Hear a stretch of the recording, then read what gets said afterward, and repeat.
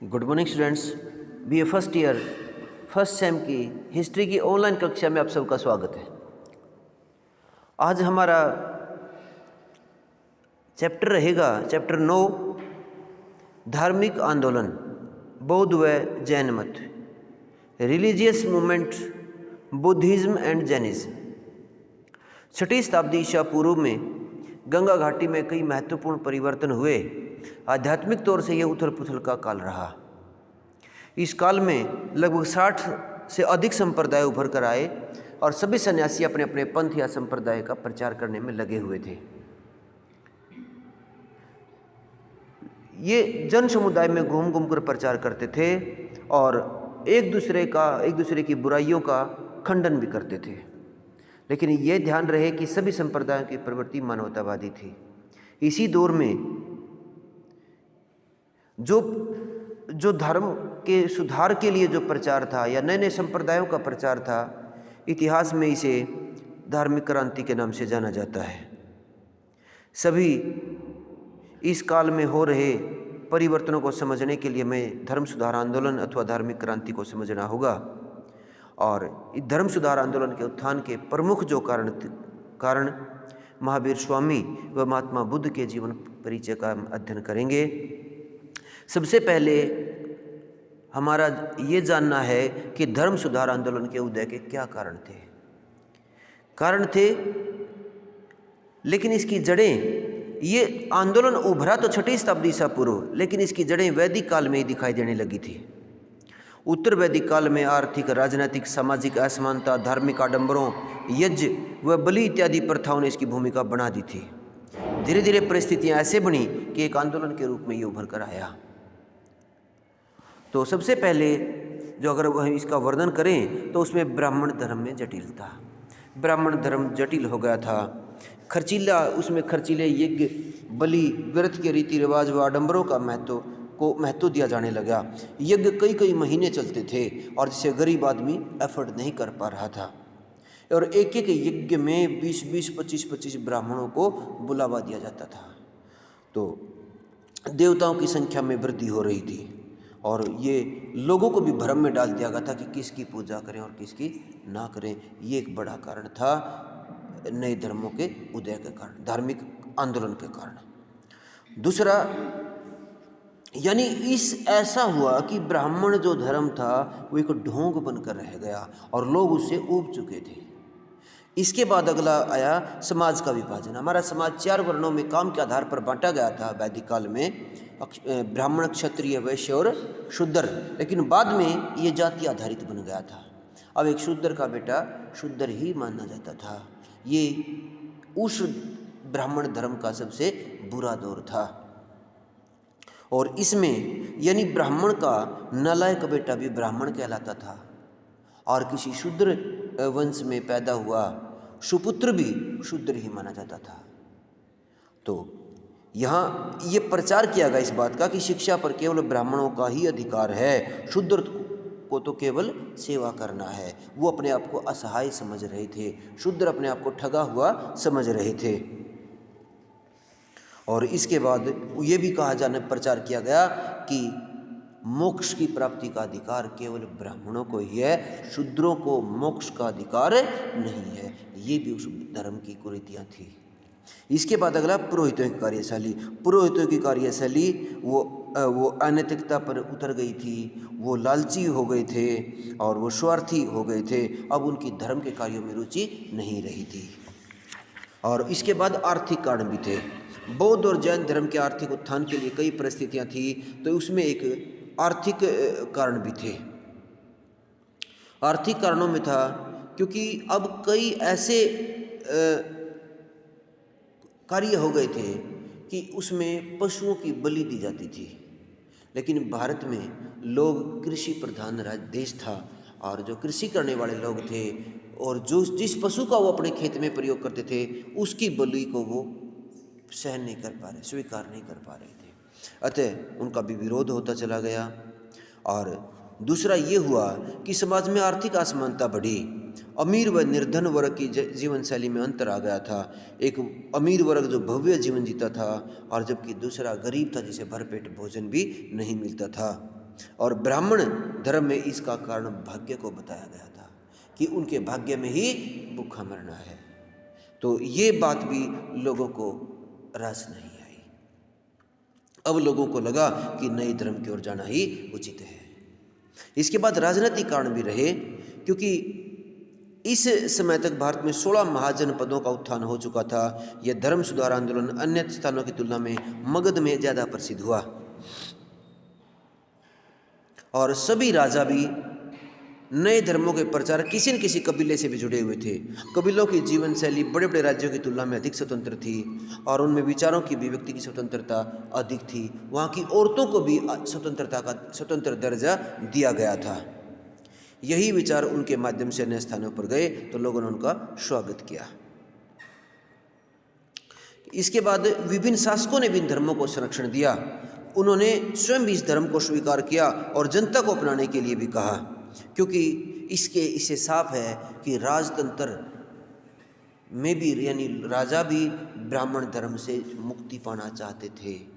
अब जैसे आया सम्राट अशोक ने बौद्ध धर्म अपनाया। उसने बौद्ध धर्म का प्रचार के लिए अपने पुत्र व पुत्री को श्रीलंका में भी भेजा और विभिन्न राजाओं ने भी इनको संरक्षण दिया। सरल भाषा की भूमिका। अब ब्राह्मण जो धर्म था वो संस्कृत में था। संस्कृत भाषा जटिल भाषा थी। दूसरा, शिक्षा का अधिकार केवल ब्राह्मणों को था, क्षत्रियों को था। दलित और शूद्र और औरत को शिक्षा का अधिकार नहीं था। अतः उनके समझ में वो धर्म की शिक्षाएं आ ही नहीं रही थी। अब जो बौद्ध धर्म या जैन धर्म या और जो पंथ आए, उन्होंने सरल भाषा में लोगों को समझाया। उनकी सारी बातें लोगों को समझ में आई और लोग उनके साथ जुड़ते चले गए। इसके बाद आया महान व्यक्तियों की भूमिका। कई महान व्यक्तियों की भूमिका भी इसमें काम आई। कई महान लोगों ने भी धर्म के दुरुपयोग का पर्दाफाश किया। इन लोगों के मुख से ये आडंबरहीन बातें सुनी और इनके व्यक्तिगत जीवन को देखा तो ये स्पष्ट हुई कि ये लोग जो कुछ कहते हैं स्वयं उसका पालन भी करते हैं। इनकी कथनी और करनी में कोई भेद नहीं था। किसकी में? महात्मा बुद्ध और महावीर जैन की। ऐसे लोगों ने महात्मा बुद्ध व महावीर जैन स्वामी के नामों की चर्चा सुनी तथा समाज में उनके व्यक्तिगत गुणों का भी बखान होने लगा और सभी ने उनके विचारों का अनुकरण किया। तो ये था धार्मिक आंदोलन के उदय के कारण, उत्थान के कारण। अब उसके बाद आया जैन धर्म। स्वामी, अब जैन धर्म जो है उसके संस्थापक महावीर स्वामी थे, परंतु जैन संप्रदाय के अनुयायियों का विश्वास है कि महावीर स्वामी से पहले 23 अन्य आचार्य यानी तीर्थकर बोलते थे उन आचार्यों को, वो भी हुए। उन्होंने इस मत का प्रचार किया कि महावीर स्वामी 24वें था अंतिम तीर्थकर थे। जैन धर्म के अनुसार सबसे पहले तीर्थकर ऋषभदेव थे। 23वें तीर्थकर काशी के राजा अशोकसेन के पुत्र पार्श्वनाथ थे, जिनका काल महावीर से 250 वर्ष पहले माना जाता है और जिनकी माँ प्रभावती थी। इन्हें 83 दिन की तपस्या के बाद कैवल्य यानी ज्ञान प्राप्त हुआ। उन्होंने 4 शिक्षाओं पर बल दिया, जिनमें अहिंसा, अस्तेय, अपरिग्रह और सत्य बोलना। 4 उन्होंने अपने नियम दिए। पहला था अहिंसा यानी किसी जीव की हत्या न करना, सत्य बोलना। तीसरा आया अस्तेय, चोरी न करना। और चौथा आया अपरिग्रह, चीज़ों का संग्रह ना करना। ये 4 उन्होंने बताए और वो सभी लोगों को वो चीज़ें अच्छी लगी। इन्होंने केवल 4 नियम दिए कि एक शुद्ध जीवन जीने के लिए व्यक्ति क्या कर सकता है, किसी जीव की हत्या ना करे। यानी जो बौद्ध धर्म का अनुयायी जो जैन धर्म का अनुयायी बनना चाहता है वो 4 नियमों को पालन करेगा। वो किसी जीव की हिंसा नहीं करेगा, सत्य बोलेगा, किसी की चोरी नहीं करेगा और वो चीज़ों का संग्रह नहीं करेगा। यदि महावीर स्वामी का जीवन परिचय की भी बात करें तो उनका बचपन का नाम वर्धमान था। इनका जन्म वैशाली के पास कुंड ग्राम में ज्ञात्रिक नामक कुल में राजा सिद्धार्थ के घर 540 ईसा पूर्व हुआ। इनकी माता त्रिशला लिच्छवी गणराज्य के मुखिया चेटक की बहन थी। इसका जन्म राजकुमारों की तरह हुआ। इनकी पत्नी का नाम यशोदा तथा पुत्री का नाम अनोज्या प्रियदर्शनी था। दरबारी कार्यक्रम और गृहस्थ जीवन भी इनके चिंतनशील व्यक्तित्व में बदलाव नहीं ला सका। इन्होंने गृह त्याग हुआ। 30 वर्ष की आयु तक इनके माता पिता की मृत्यु हो चुकी थी और ये गृहस्थ जीवन से उब चुके थे। इन्होंने अपने परिवार के सदस्यों के सामने गृह त्याग का प्रस्ताव रखा, उसे स्वीकार कर लिया गया और अपने बड़े भाई नंदीवर्धन से आज्ञा लेकर इन्होंने घर त्याग दिया। इन्होंने तपस्या करते हुए बहुत सारे कष्ट सहे। इन्होंने भोजन, पानी, वस्त्रों का प्रयोग न करने के कारण ये कई बार लोगों के मजाक का पात्र भी बने। कई बार तो लोग इनके ऊपर कंकड़ पत्थर फेंक देते थे, कुत्ते छोड़ देते थे और इनका मजाक करते थे। इन्होंने 12.5 वर्ष निरंतर तपस्या की और इसके बाद इन्होंने जुम्मिक ग्राम में इन्हें ज्ञान की प्राप्ति हुई और तत्पश्चात इन्होंने अपनी इंद्रियों पर विजय पाने के कारण वे जिन यानी विजेता और बाद में जैन कहलाए। जिन होता विजेता और बाद में जिन से वो जैन कहलाए। इनके अतुल पराक्रम और कार्यशाली से इनका नाम महावीर प्रसिद्ध हुआ। धर्म प्रचार की बात करें तो इन्होंने पहला संदेश राजगृह के निकट विपुलचल पहाड़ी पर दिया। बाद में इन्होंने चंपा, वैशाली, राजगृह इनकी गतिविधियों के केंद्र बने। इनकी पत्नी यशोदा, पुत्री प्रियदर्शनी, दामाद जामाली के त्रिगिन के शिष्यों में वैशाली का शासक चेटक, अवंती का शासक प्रद्योत, मगध नरेश, बिंबिसार, कौशाम्बी व वैशाली के मल्ल शासक अनेक परिवारों के लोग इनके सदस्य थे, इनके शिष्य थे। इन्होंने धर्म का प्रचार करते हुए 72 वर्ष की अवस्था में पावपुरी में 468 ईसा पूर्व में इन्होंने निर्वाण की प्राप्ति हुई, यानी अपना शरीर त्याग दिया। जैन धर्म का चिंतन अगर हम करें तो जैन धर्म ने जो बातें कही गई वे किसी गूढ़ दर्शन को इंगित नहीं करती। वो आम आदमी, आम व्यक्ति को उस चिंतन को बड़ी सरलता से समझ सकता था। क्या चिंतन था इनका? उन्होंने बुराइयों का विरोध कर रहे थे तो उन्होंने सबसे पहले त्रिरत्न दिए। त्रिरत्न का मतलब उन्होंने 3 आदर्श जीवन के लिए दिए। पहला सम्यक श्रद्धा, यानी मनुष्य का अपने ऊपर तथा जैन मत के सभी तीर्थंकरों पर विश्वास होना चाहिए। सम्यक श्रद्धा, ट्रू फेथ, विश्वास। दूसरा सम्यक ज्ञान, ट्रू नॉलेज। वो कहता है कि मनुष्य का ज्ञान मिथ्या पर आधारित न होकर के सत्य की खोज के लिए होना चाहिए। तीसरा इन्होंने ऐसा कहा सम्यक आचरण, ट्रू बिहेवियर। मनुष्य का कर्म महाव्रतों पर आधारित होना चाहिए। महाव्रत यानी उसे कुछ ऐसा करना चाहिए जो वह अपने लिए नहीं चाहता। व्रत का मतलब क्या होता है कि हम अपने भोजन में से कुछ बचाकर किसी दूसरे जीव को खिलाएं। जो भूखा जो जीव है, जो व्यक्ति है, जो प्राणी है, जो आत्मा है, हम उसको अपना हिस्से का उस दिन का भोजन उसको खिलाएं, ये व्रत है। तो उन्होंने 3 रत्न दिए। उसके बाद उन्होंने 5 महाव्रत दिए। 5 महाव्रतों में उन्होंने इस बात पर जोर दिया कि मनुष्य को बुरे कर्मों से बचना चाहिए। सर्वांगीण विकास के लिए 5 महाव्रतों का पालन करना चाहिए। कौन से 5 महाव्रत? अहिंसा, अहिंसा यानी किसी भी जीव की हत्या करना पाप है। उसके बाद अगला है सत्य वचन, सत्य वचन बोलो। तीसरा अस्तेय, चोरी न करना, चोरी नहीं करना चाहिए। चोरी किसकी? चोरी 3 प्रकार की है, तन की, मन की और धन की। तन से भी हम चोरी ना करें। यदि मन से भी अगर किसी की चोरी करने की इच्छा रखते तो वो भी चोरी मानी जाती है, और धन की भी चोरी ना करें। इसके बाद है अपरिग्रह, चीज़ों का संग्रह ना करना। यानी जितनी ज़रूरत है उन्हीं चीज़ों को अपने पास रखो, फालतू की चीज़ें गरीबों के अंदर बांट दी जाए। उसके बाद उनका जो 5वां जो नियम था वो ये था ब्रह्मचर्य। महावीर स्वामी द्वारा दिया गया ब्रह्मचर्य का विचार पार्श्वनाथ से अलग है, जिसकी पालना करना जैन भिक्षु के लिए अनिवार्य था। इसके लिए किसी नारी से वार्तालाप करना, उसकी तरफ देखना भी मनाही थी। इन्होंने बताया कि कठोर तपस्या, उन्होंने मोक्ष की प्राप्ति का मार्ग बताया। उन्होंने नैतिकता को बड़ा महत्व दिया। उन्होंने कहा कि आपस में मिलकर काम की बात कहते हुए महावीर स्वामी जी कहते हैं कि कोई भी मनुष्य छोटा या बड़ा नहीं होता, इसलिए उसके आदर्श बहुत ऊंचे होने चाहिए। यानी कोई समाज में ऊंच व नीचे नहीं है, सभी व्यक्ति समान है। इसके बाद उन्होंने बताया कि जन्म, पुनर्जन्म व कर्म में सिद्धांत उन्होंने बताया। उन्होंने कहा कि जो आदमी अच्छे कार्य इस जीवन में करता है तो उसे मोक्ष की प्राप्ति होती है। यानी उन्होंने जन्म, पुनर्जन्म और कर्म के सिद्धांत की उन्होंने व्याख्या की। वो कहते थे कि तपस्या के लिए घर त्यागना आवश्यक है। ईश्वर के बारे में मत उन्होंने कहा, उन्होंने ईश्वर के अस्तित्व को, अपने चिंतन में ईश्वर के अस्तित्व को नकारा है। वे कहते हैं कि संसार में ऐसा कोई नियंत्रक नहीं है जो इस पूरी व्यवस्था की देखभाल करता है, इसलिए ईश्वर अन्य किसी देवी देवता की उपासना की कोई औचित्य नहीं है, बल्कि मनुष्य के कर्म व आत्मा ही पूर्ण शक्ति रखती है। इस शक्ति को पहचान कर इसके प्रयोग की आवश्यकता है। कई देवता हो गए थे, काफ़ी देवता हो गए थे, लोग ब्रह्म डल गए थे कि कौन से की पूजा करें।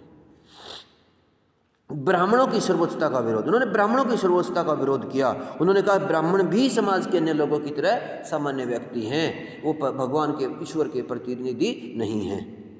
उन्होंने वेद व संस्कृत के बारे में उनका जो मत था, उन्होंने कहा कि वेद मानवकृत नहीं है।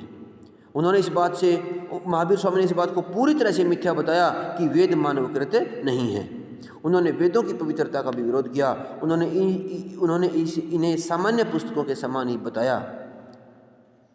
उन्होंने संस्कृत को भी पवित्र भाषा स्वीकार नहीं किया। उन्होंने कहा कि यह मुट्ठी भर लोगों की भाषा है, उस समय तक सम्मान नहीं पा सकती जब तक सर्वसाधारण इसे अच्छी तरह से ना पढ़ सके। क्योंकि जब संस्कृत को आद्य आबादी तो औरत की थी, वो उसको भी संस्कृत का ज्ञान नहीं था, क्योंकि वो भी नहीं पढ़ सकती थी। और उस आदि में से भी आद्य आबादी शूद्र की थी, दलित जिसको बोला पाज, वो भी नहीं पढ़ सकते, तो बचे कितने? और उसमें से भी कितने लोग क्षत्रिय जो राज परिवार से थे या ब्राह्मण थे, उन्हीं के पास शिक्षा थी, किसी के पास शिक्षा थी या नहीं। उन्होंने जाति प्रथा का विरोध किया। यज्ञ, बलि, अंधविश्वासों में उन्होंने अविश्वास था, उन्होंने इनका विरोध किया। उन्होंने कहा ये जो यज्ञ, बलि व अंधविश्वास है, ये मुक्ति का साधन नहीं है, बल्कि समाज में कुछ लोगों के व्यवसाय का साधन है। शादवाद व अनेकांतवाद, महावीर स्वामी ने एक नई बात दी है जिसकी जैन धर्म में विशेषता है। उन्होंने कहा कि प्रत्येक ज्ञान को 7 प्रकार से व्यक्त किया जा सकता है, नहीं है और नहीं है, कहा नहीं जा सकता, किंतु कहा नहीं जा सकता, नहीं है और नहीं कहा जा सकता। उन्होंने ये कहा कि इस आधार पर, यानी किसी भी तथ्य को आंख बंद करके नहीं मान लेना चाहिए, तरक की कसौटी पर उसको कस करके तब उसको मानना चाहिए। अब इसके बाद उन्होंने कहा कि जैन धर्म का उत्थान की अगर बात हुए तो महावीर स्वामी स्वयं राज परिवार से थे। वे अपने संवेदनशील स्वभाव के कारण उन्होंने घर त्याग दिया और बाद में वो उसी चिंतन के रूप में आ गए थे।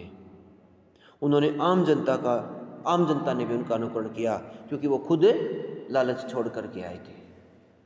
मगध में कृषि उन्नत हो चुकी थी, लेकिन अब केवल मानव शक्ति से काम नहीं चल रहा था, पशुओं की कृषि भी जरूरी थी, पशुओं की आवश्यकता भी कृषि में जरूरी थी।